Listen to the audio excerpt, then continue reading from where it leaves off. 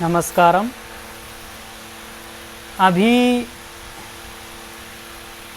महाकाल का एक गण धरती पे आया है। उसने सबसे पहले मनुष्य को ठहरने के लिए बाध्य किया है कि तू ठहर जा, स्टे होम स्टे सेफ, मतलब तू घर में रहे तो सुरक्षित है। घर भीतरी, तू घर में रहेगा तो सुरक्षित है और बाहर भटकेगा तो मारा जाएगा। तो इतना अच्छा संकेत उसने दिया है कि जब तक हम भीतर हैं, अपने घर में हैं, तो हम सुरक्षित हैं, और बाहर संसार में दौड़ भाग की तो असुरक्षित हैं। तो जब लोग नहीं समझते तो कुदरत के अपने अपने समझाने के तरीके हैं, वो अपने तरीके से समझाती है, और ये कोरोना भी उसके समझाने का एक तरीका है। तो कोरोना में कोई ताकत नहीं है। सच्ची बात तो ये है कि हमने अपनी ताकत खो दी है। वो बलवान नहीं है, हम कमज़ोर हो गए हैं, इसलिए वो हम पे हावी हो रहा है। और उस ताकत का खोने का मुख्य कारण है कि हमने पूरा काम इस भौतिक शरीर पे किया है, जबकि हम 5 तत्वों से बने हैं। क्षिति जल पावक गगन समीरा। इसमें जो आकाश तत्व है वो इस सब का स्रोत है, उससे ये सब कुछ संचालित होता है, पूरा शरीर, और उसको हमने कमज़ोर बना दिया है। इसलिए आज ये सारी बीमारियां, सारी परेशानियां हम पर हावी हो रही हैं, क्योंकि हम सिर्फ इसको ठूस ठूस के भर रहे हैं। अगर कोई बीमारी होती है तो इसको ट्रीटमेंट दे रहे हैं। बीमारी भीतरी शरीर में है और दवा इस शरीर को दी जा रही है, तो उसे ठीक नहीं होना है। उसके लक्षण इस शरीर पर प्रकट हुए थे, वो लक्षण दब जाते हैं, लेकिन बीमारी ठीक नहीं होती। जब तक हमें जहाँ बीमारी है उसका वहाँ इलाज करना नहीं आएगा, हम चिकित्सा के क्षेत्र में कोई विकास नहीं कर सकते।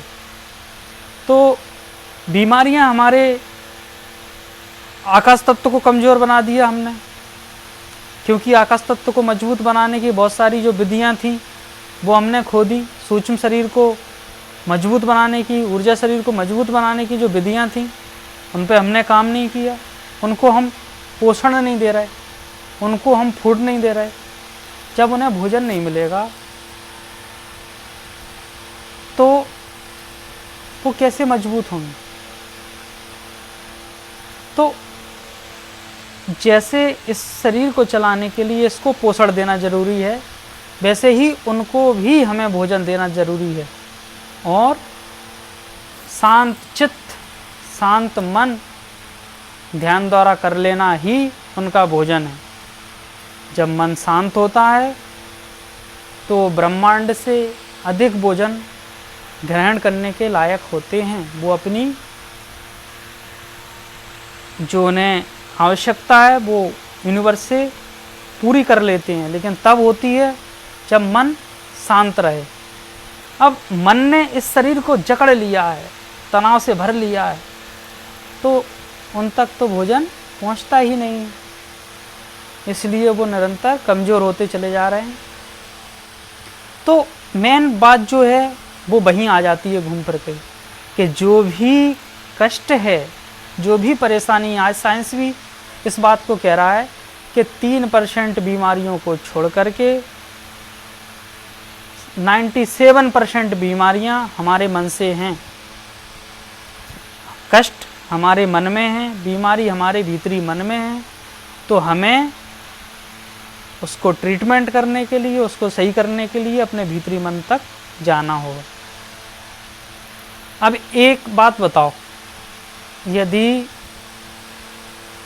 परेशानी तुम कहते हो इस शरीर, किसी ने पीट दिया तो तुम कहते हो शरीर में इसमें कष्ट हो रहा है, मुझे बहुत मार पड़ी, रात में सपने में तुम पिटते हो सपने में तुम्हें कोई मारता है, तब तो इस शरीर पर कोई चोट नहीं पड़ रही, फिर क्यों व्याकुल हो जाते हो? क्यों दर्द होता है तुम्हें, कष्ट होता है? उतना ही कष्ट होता है जितना बाहर पिटने पर होता। रात में सपने में सोए हो और शेर ने हमला कर दिया और बौखला के उठ जाते हो। तुम्हारी जो कुछ घटना घटी मन में ही तो घटी, बाहर से तो कुछ घटा ही नहीं, फिर भी तुम इतने परेशान क्यों हो गए? क्योंकि जो भी भरा है, जो परेशानियों की फ्रिक्वेंसी बनी हुई है, दुखों की फ्रिक्वेंसी, भय की, काम की, क्रोध की, वो सब भीतर मन में बनी हुई है और वही कष्ट दे रही हैं। तो सारे खेल भीतरी मन के चल रहे हैं। इन खेलों को समझना यदि आ गया तो कोरोना क्या, कोरोना भी सांस संबंधी है। अब हम भी जो भी विकार होते हैं, हम भी बात कर रहे हैं कि सांसों से उनमें फर्क पड़ता है। तो ध्यान में सांसों का अभ्यास करना ही आ गया, सांसों को ही देखना आ गया, तो बहुत बड़ी जीत हो जाएगी। तो सूक्ष्म शरीर और इस स्थूल शरीर से एक दूरी भी पैदा करना आ गया तो तनाव कम होने लगेगा। क्योंकि जो अंदर गंदगी भरी पड़ी है, वो जब भारी हो जाता है शरीर उससे, तो उसके लक्षण इस शरीर पर प्रकट होकर के कष्ट देते हैं। तो सभी कष्टों का निवारण, सभी बीमारियों का निवारण हमारे भीतर है। और कोरोना ने हमें संकेत दिया है, काल का डंडा चला है संभालने के लिए हमें, तो हमें संभल जाना चाहिए। और stay home, stay safe, stay home